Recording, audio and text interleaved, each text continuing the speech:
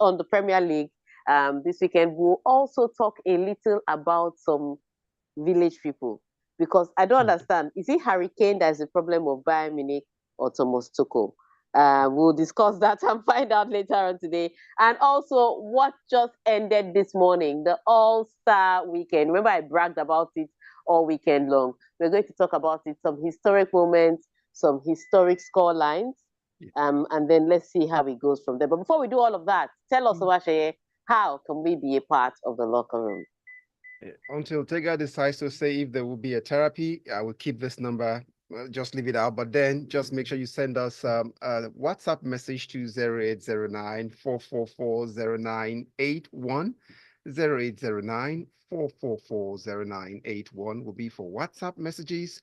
You can also go over to youtube.com/smooth981 FM Lagos. Subscribe to our YouTube channel and then leave a comment there. On that note, can we have the headlines so we'll delve straight into the matter because this weekend was hot, hot. Hot, hot. Let's begin to slice it like hot knife and bracing down butter, margarine. Let's see what it looks like here.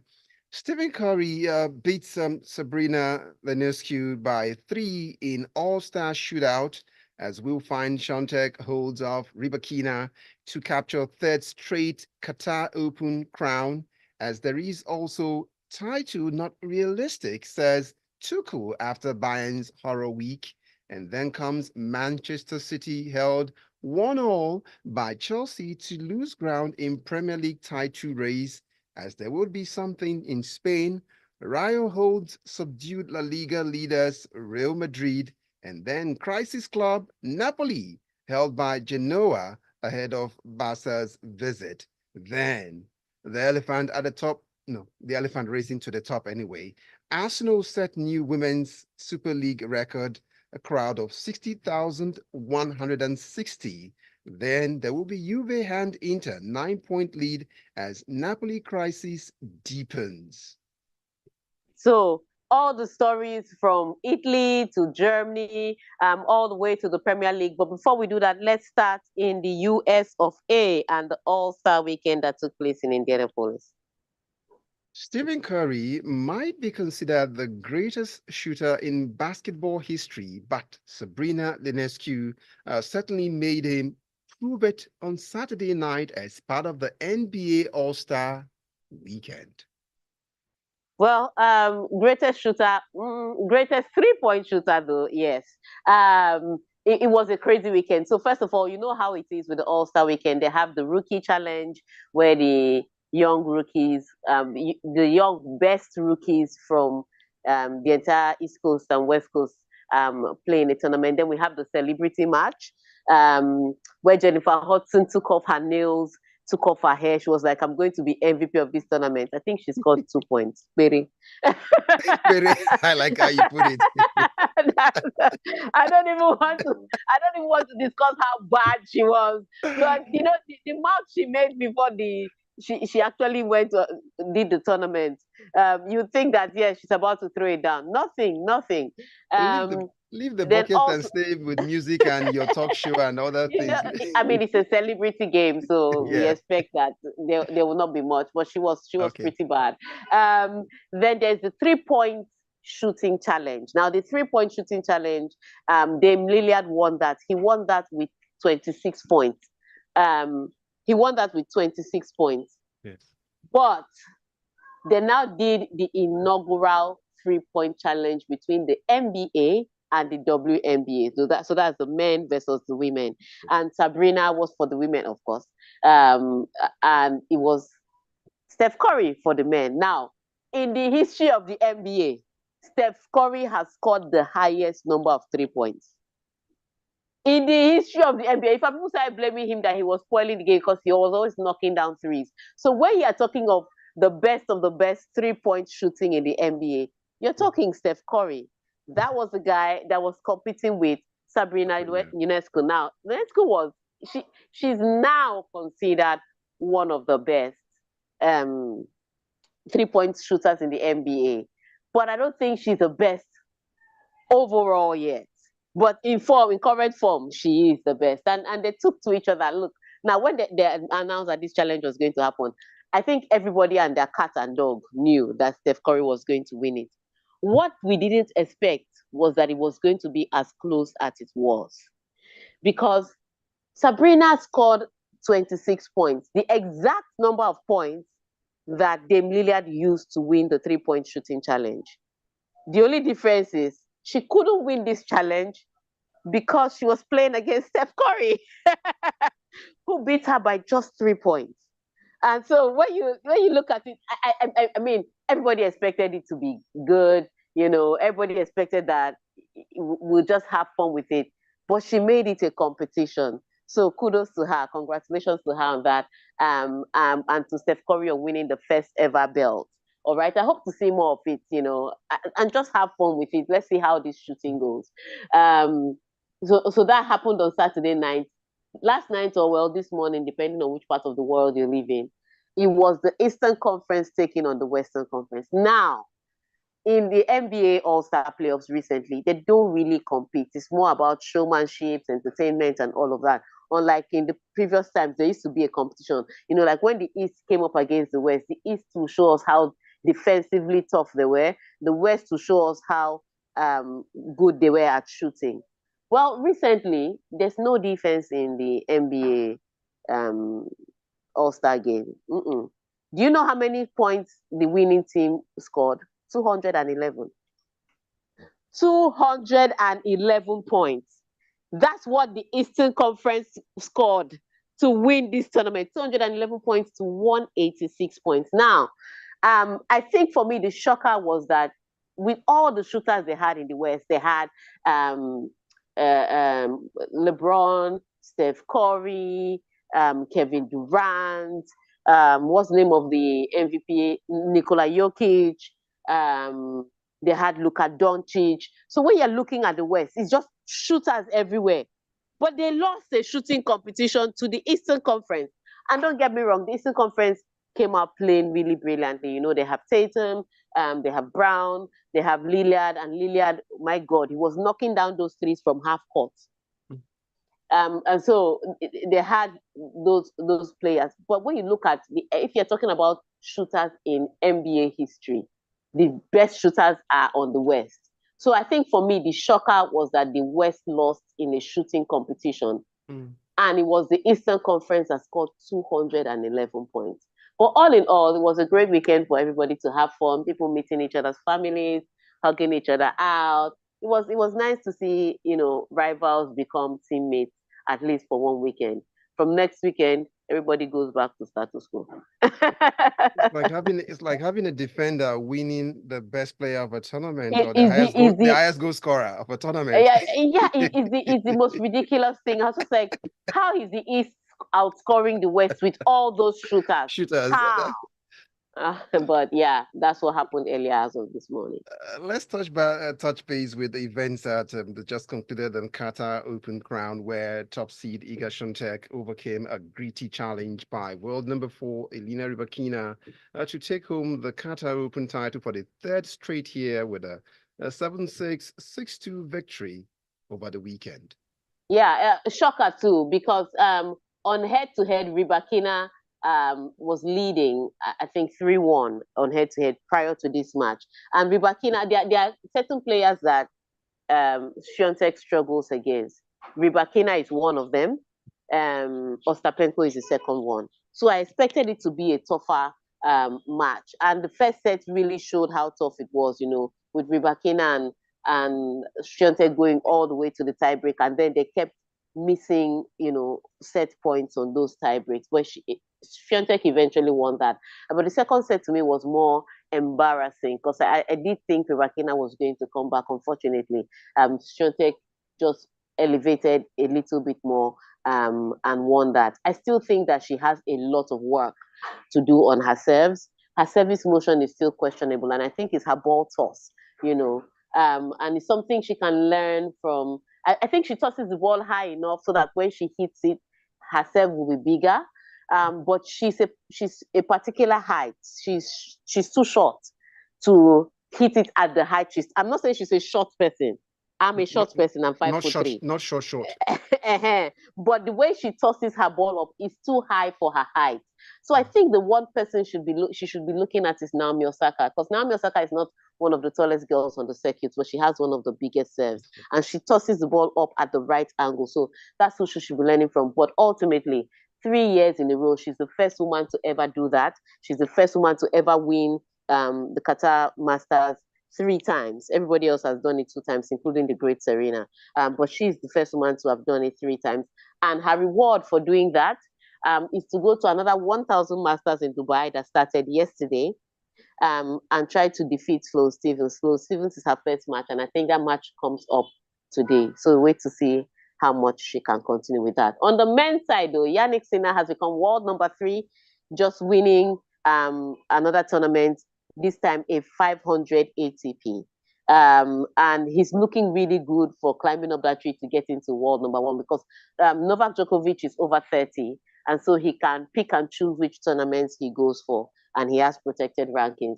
And Carlos Alcaraz is really going through it, because in Argentina, just the same weekend, he lost in the semifinals scandalously to Nicola Yari. So whilst Yannick Sinner is climbing up the ladder, Carlos Alcaraz is going down the ladder, and Novak Djokovic is picking and choosing his tournament. So maybe, just maybe, if Yannick Sinner continues in this vein, he might become the world number 1 sometime at the end of this year. Why they say life sometimes is seen like a seesaw. For someone to go up, the other person goes down to take you up. Exactly. So let's touch base with this next guys. Bayern Munich coach Thomas Tuchel said winning this year's Bundesliga title was not so realistic right now after a loss on Sunday with which left and Sabi's Alonso's Bayern Leverkusen 8 points clear. Yes, so it wasn't just that they lost; it was a team they lost to Bochum. And everybody just like, that was easy 3 points. You know, if you're a team and you're looking at your fixtures for the season, there's some teams you put down 3 points on, because you're kind of like, even if it's tentative, like, I could get 3 points from there. That was one of the teams that Bayern would have put 3 points down on. But they were losing scandalously. In fact, the scoreline looks even more pretty, because Hurricane scored in the 87th minute. The question is, by 9 a.m. today, will Thomas Tuchel still be in a job?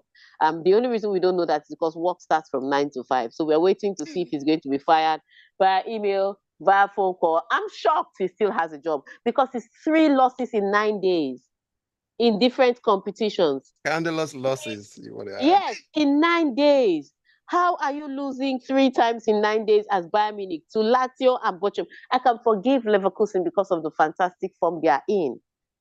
But the other 2 in the Champions League and now this weekend, we need to arrest somebody. So again, it's a really dicey one. I was saying that regardless of what happened to Bayern Munich, that Thomas Tuchel was going to leave at the end of this season. But as it is, he may leave by the end of this week. So, so let's wait to see what the hierarchy in Bayern Munich decide. But it's a really poor run of form. And I want to just say, people have been talking about a hurricane curse. Maybe it's a hurricane curse, because this is how they used to do at Tottenham Hotspurs. And before this time, these things didn't used to happen to Bayern Munich. And somehow, Hurricane has come to Bayern Munich, and now they're started Spursing. So all I can say is that the owl cried at night, Pekin died in the morning. I cannot say what happened. All right. To be part of the conversation this morning, reacting to any of the stories this morning inside the locker room, we expect you to send us a WhatsApp message onto 0809 444 0981. It's still the locker room on Smooth 98.1 FM. What was wrong with your line? Because my line has been clear since. What's happening? You're saying, What's Tega? wrong with? I said, what was wrong with your line? Because you were saying it was not clear. Messages are hanging.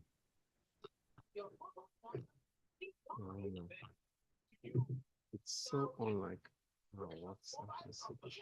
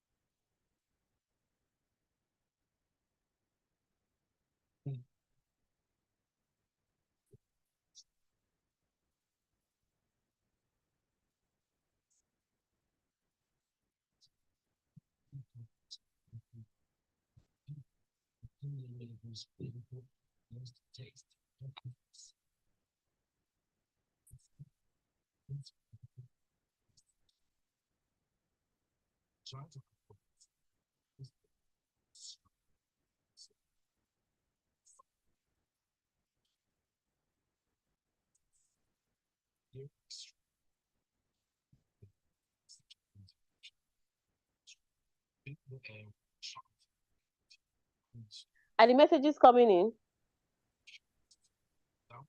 Can you hear me?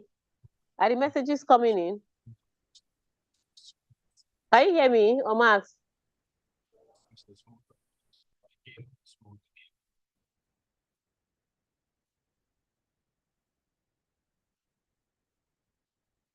It is still locker room, and Tega is still here. Tega, we're back. So let's pick up the pace and see the stories we still got to take. You can we get some messages in before we get back? Let's do some messages before we get back in. All right, so let's pick up this one from Cruz. Cruz, everything would not pass your ears. You must hear. Tell Tega that a line was clear. We could hear Bedu playing in the background. That was the issue. It wasn't Tega's end. Tega will tell you if it was. It wasn't from Tega's end. That's the truth. Then let's move on to AY from Oniru. Harry Kane left Tottenham, but it's very obvious that Tottenham has refused to leave Harry Kane. On the other side, Chelsea were very lucky to escape with a draw against Man City. That's the message we can see so far. We'll get to that story and we'll know who was really lucky. Let's get some more, get the messages piling in on this line on 0809 444 0981. I see a message on YouTube waiting for you. This one is coming in from Ibrahim Hassan on YouTube, and he says, it is the Harry Kane effect for Bayern. It's bringing the Spurs vibe. So everybody, all fingers are now pointing at Harry Kane. Yeah, because before he came, they were not suffering like this. Harry Kane. Harry Kane, no, he has come to flog them. All right. Ernesto Kenwa's message is waiting here for you. That's from YouTube, but let's give them one more. The Gunners giving back win, and it's safe to say we are winning the league. We don't need Mbappe. That's it. Let's go let's go to the next story, and then we'll take some of your messages. All right. Now, the title chase for them now, it's simply not realistic. Harry Kane? No, we're moving over now to okay, let's see. Are we moving on to Man City? Yes, we are moving on to Man City. They are the next. Rodri's a late equalizer extended Manchester City's year-long unbeaten record at home, but a 1-1 draw against Chelsea on Saturday handed Liverpool and Arsenal a huge boost in the Premier League title chase. Yes, so it was at some point it was looking advantage Man City because they were just 2 points behind Liverpool in second, and then they had that game in hand. Again, like I said, I don't count games in hand. I count points on the board. But you had to think that because it was the second half of the season and the way Manchester City's form was, it looked likely that they were going to win their game in hand and then come back and top the table against Liverpool. Shocker this weekend. Liverpool, who should have had a tougher match, in my opinion, because they're playing against an informed Brentford side, convincingly, I don't even know how to put it, convincingly won their match. And they dropped the gauntlet. They scored 4. Arsenal picked up the gauntlet. Arsenal scored 5. And so, by 5 p.m., I was expecting that Manchester City will score 6. You understand? Because the progression seemed to be growing with the top 3. And it didn't look far-fetched because we're talking about a Chelsea side that is struggling in form, seem to be moving or oscillating between 10th and 11th. and even now they're still tense with all this drama. And so you expected that Manchester City, in the great form they are, they'd be able to completely obliterate Chelsea. Fast forward to the day, it was Chelsea creating the most dangerous of chances. Chelsea cutting Manchester City's defense open, and Manchester City horribly hanging by a thread. Truth be told, on the basis of the chances created, Chelsea should have been at least 3-0 before the 50th minute. But, Jackson is their striker. Sterling missed a chance or two before he eventually scored the goal for them. And there were other opportunities that were created. On the other hand, Manchester City's Erling Haaland seemed to have a bad day. It was nothing he could do was right. His headers were going awry. Even the shots that he just needed to poke over the line, he seemed to miss the timing. So everything was going wrong for Manchester City on that end. So if you ask me, in truth, Manchester City were the lucky ones that they eventually got a goal because they looked like they were losing. And what it seems to me, like when you think about the fact that they drew earlier with this same Chelsea earlier in the season too. When you think of the fact that they drew with Chelsea earlier in the season and they're drawing this one again, you just have to think that. And I remember the history between Pochettino and Pep Guardiola when they were both in Spain. You just have to think that maybe Pochettino knows exactly how to beat Pep Guardiola. There's some coaches that understand other coaches a lot better, and so regardless of the teams that they use, they'd be able to hold them to at least get a result out of them. So I would say this: Manchester City were the lucky ones. Chelsea was actually the team, on the basis of the play yesterday, that dropped points. Yeah. That's what that takes us to La Liga leaders Real Madrid stumbled to a frustrating 1-1 draw at neighbors Rayo Vallecano on Sunday. What happened? The ground sleeping? This was tricky because Real Madrid scored an early goal, and I was just like, the Rayo Vallecano's own is finished. Because Rayo Vallecano are on the other side of the table. In fact, they just sacked their coach because of a lack of results, a run of poor results. So they are at the bottom half of the table trying to battle relegation. I didn't think that this derby was going to be a real thing. And especially as Joselu scored that early goal, I was like, today, the floods of Madrid are open and they're going to score a lot more goals. Turns out that was just not the story, because Real Madrid scored that early goal, looked like they were going to double their lead, didn't, and then from there on out, Rayo Vallecano just started pressing. They got a penalty. Some people will say it's a lucky penalty. I'd say it was an unnecessary arm movement, because Camavinga at first had his hands on the side, and then as he turns to block, he swings his hand up. So even if you say his elbows were tucked in, his hand was away from his body. And because he moved his hand upwards towards the ball, as opposed to away from the ball, it's a penalty all day, every day, according to the laws. And so they gave away that penalty. RDT scored the penalty. Tomas scored the penalty. Let me just call his name. And from then on out, it was a battle. Real Madrid did have a chance or two to double their lead. Unfortunately, they couldn't. What this result means, though, is that should Girona win their match against Athletic Bilbao this evening, they'd be able to close the gap at the top to just 3 points, and anything can happen from there. So just when it looked like Real Madrid were running away with the league, Girona can pull them back in with a good result this evening. On other side notes, Barcelona won their game by 2-1. Atletico Madrid won their game by, I think, 5-0. So good results for the other teams all around, but Real Madrid still in the ascendancy. So we stroll to Spain to see what it's looking like in the Serie A, and it seems that the problems of Napoli is far from over. On Saturday, they were beaten, or they were held by at home to a 1-1 draw by Genoa, another heavy blow for the ailing Serie A champions ahead of the midweek visit to Barcelona. Could have been worse because they were trailing for a long time, and you could see Osimhen on the side of the pitch just getting frustrated and coaching. I was like, guy, take off your shirt, enter field and play, and leave all this shouting. But yeah, Napoli not having it good, and again, so many factors are contributing. You can't really point your finger at it and say it's only the coaching problem, because coach has been changed, the results are still the same. And so they were able to salvage this draw against Genoa, I think, because of the quality of opposition that Genoa is. But they're going to be facing a Barcelona side midweek. The good news for them is that Barcelona have their own problems. Like I said this weekend, it took for a controversial penalty in injury time before Lewandowski could get all 3 points for Barcelona. And in fact, they had to take that penalty twice for for Barcelona to. Is it that they took it so good that they had to take it twice? No, I think the first time Lewandowski, it was a horrible miss, but the goalkeeper had stepped off his line.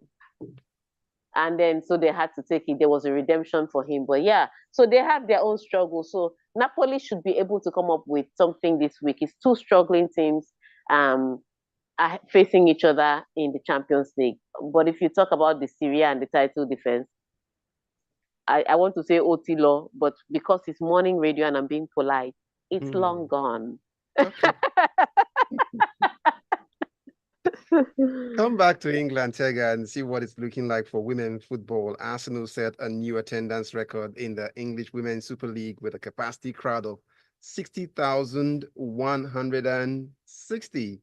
So it looks like if you write it backward or forward, it's still the same thing for there are 3-1 win at home to Manchester United on Saturday. Yeah, imagine beating your arch enemy. I mean, even if the rivalry is largely for the men than for the women, because I think when it comes to women's football, it's Chelsea versus Arsenal that is a real huge deal.